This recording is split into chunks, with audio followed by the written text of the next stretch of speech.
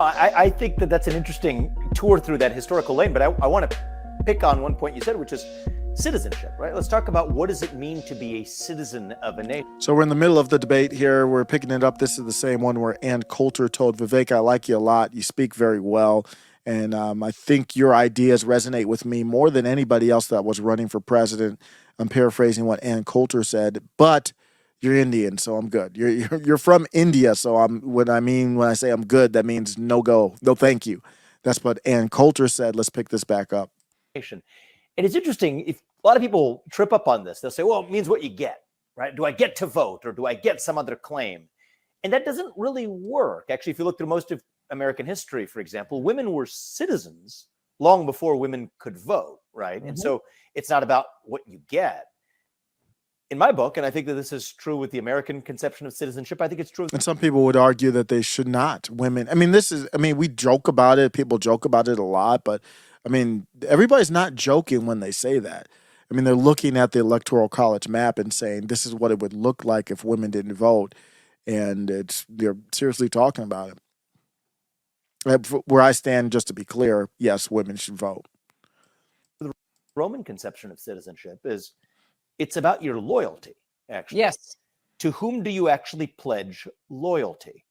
And so I think you and I share that in common, actually. I don't know, I've never asked you this, Dan, but I assume from seeing the things you said, tell me if I'm right about this, you're probably against the existence of dual citizenship as a concept. Is that fair? You see what Vivek is doing? This is the thing that I like to do too, is it's very easy to show where we disagree and they disagree. And Coulter has this identitarian where I need to have a white Anglo-Saxon Protestant for president. And Vivek disagrees, but then he's trying to tie it in to say, wait, there's a lot that we agree on here. Fair to say? Yes. Yes. You and I share that in common. Outrageous.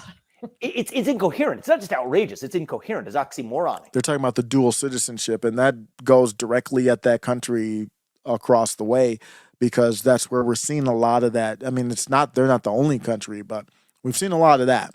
How could you possibly have a loyalty to two different nations where the essence of citizenship is which nation to whom you had your undivided loyalty? That's what the essence of citizenship is all about. So you and I agree on so much there.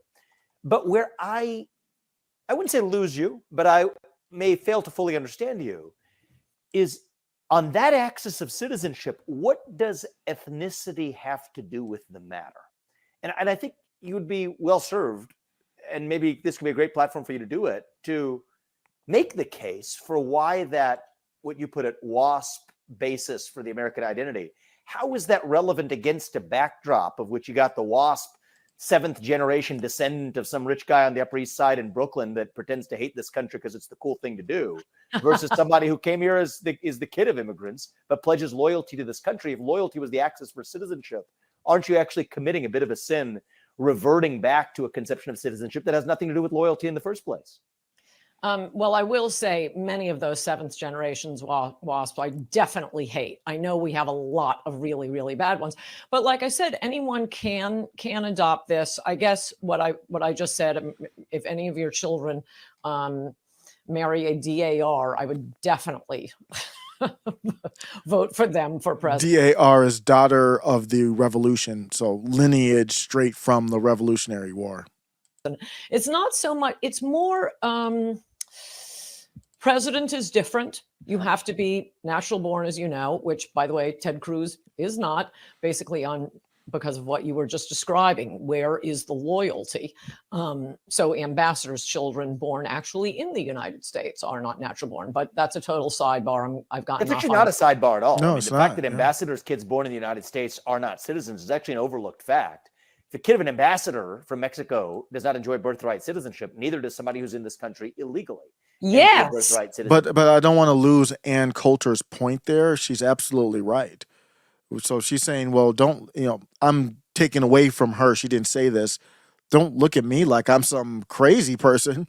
They didn't say white Anglo-Saxon Protestant, but when they drew up its Article 2, I think, in the Constitution, but they obviously thought that whoever was going to be the king of the executive branch, yes, the president is king. I know it looks weird now because Woodrow Wilson and others have eroded that position to become a puppet figurehead to the point where we have somebody who probably can't even change. He can't walk from the helicopter to wherever he goes to the White House by himself anymore because he looks too old and decrepit. He looks that bad because he's just a figurehead. And they were right. The founding fathers said they've got to be a natural born citizen to be the king of the executive branch. Why? Because they were worried about foreign country influences. And that doesn't just mean a foreign country coming in and influencing us. It also means people in America using a foreign country to influence us. So that's the Tim Pool debate, an argument where does Israel control us or do we control that country? It doesn't matter. Either way, it's a corrupt cycle. It's where does the cycle, is the chicken or the egg? I mean, you can argue it, but the problem is the same. Either, right? So that's actually a quite important logical chain. But I go back to, forget even because you get to this constitutional, legalistic, and I like that stuff, but we'll just put that to one side for a second. But the essence of American identity, I think there's a part of you that believes, I think you basically said so, that part of that identity is tied to a certain Anglo-Saxon heritage of this country, and that you're more American if you vested into that over the course of generations that are descended from that, rather than somebody who came here with a civic commitment to the country, went through the naturalization process, and then their kids may, in some real sense of the word, and the reason I respect you is that you actually have the, so to speak, the stones to be able to say it, is that you think that there's a difference in the status of the Americanness of that person. And that's where I think I disagree with you, but I want to give you the opportunity. And I said this in another video, so I'm not going to go too long, but it's the belief and interpretation of the Declaration of Independence and Constitution. The Declaration of Independence is not law, but I think it's more important. Like if we don't agree in the culture of the Declaration of Independence, then that's the bind, not the white part. Opportunity to air the case for that strand of national identity that I think we ought to just smoke out and be able to have a discussion about. And somebody on the channel had a good comment. They were like, long term, you're going to struggle with the white part just as the x-axis goes up, time goes on and on, there's going to be fewer of the wasps that she's looking for.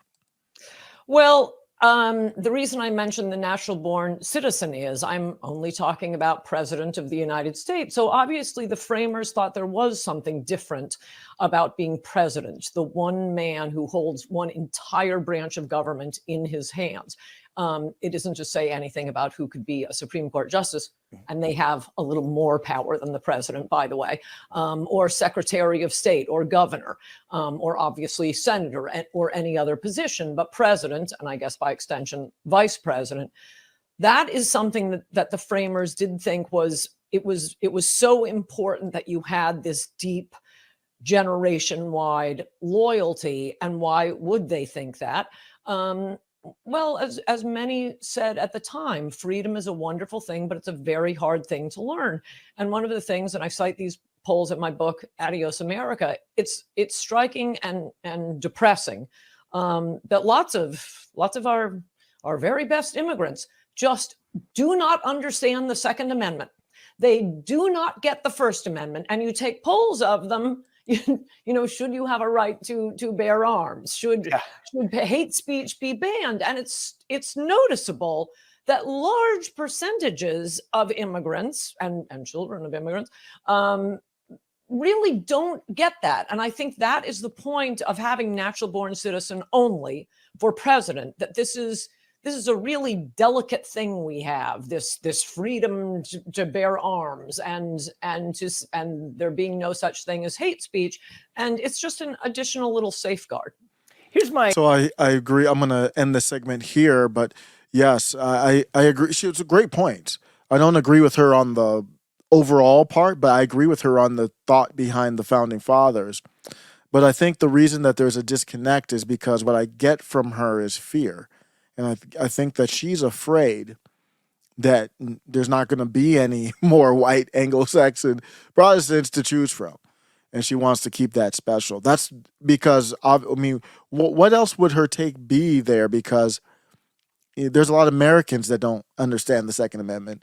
So why would you have an extra protection when Americans don't even understand it? But then you have people who are not, don't have heritage through England historically from their ancestors, but they do understand it. But you don't want to acknowledge that, and I think that's a problem. You have to get through your fears. I don't blame you for being afraid, but you gotta work through those fears. Middle MAGA.